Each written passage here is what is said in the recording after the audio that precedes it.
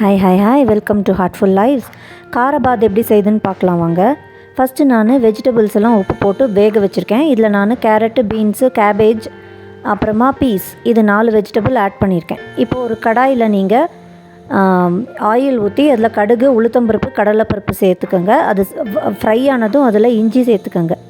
இதுக்கப்புறம் பச்சை மிளகா, கார மிளகா, கருவேப்பிலை இதெல்லாம் சேர்த்து இதை கொஞ்சம் ஃப்ரை பண்ணிக்கோங்க.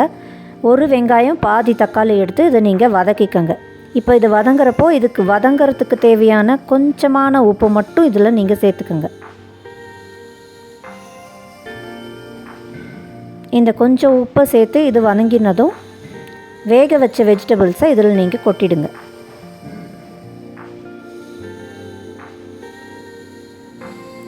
இதை நீங்கள் லைட்டாக வதக்கிக்கோங்க கொஞ்ச நேரம்.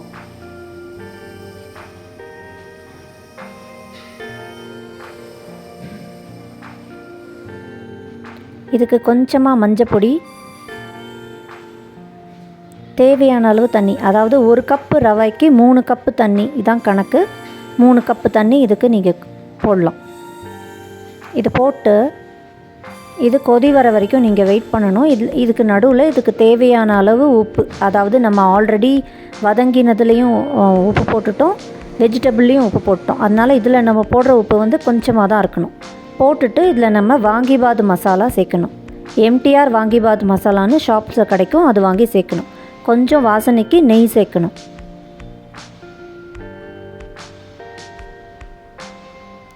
இது கொதி வர்றதுக்கு வெயிட் பண்ணணும். கொதி வந்ததும் ரவாயை சேர்க்கணும். ரவா கொஞ்சம் கொஞ்சமாக சேர்த்து கலரி விட்டுக்கிட்டே சேர்க்கணும்.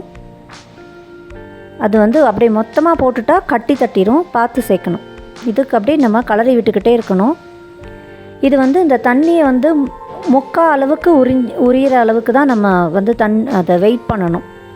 இந்த அளவுக்கு அது வந்ததும் கொஞ்சம் தளன்னு இருக்கணும். ஸ்டவ் ஆஃப் பண்ணிடணும். இந்த சூட்டுலேயே அது இன்னும் கொஞ்சம் இறுகிக்கும்.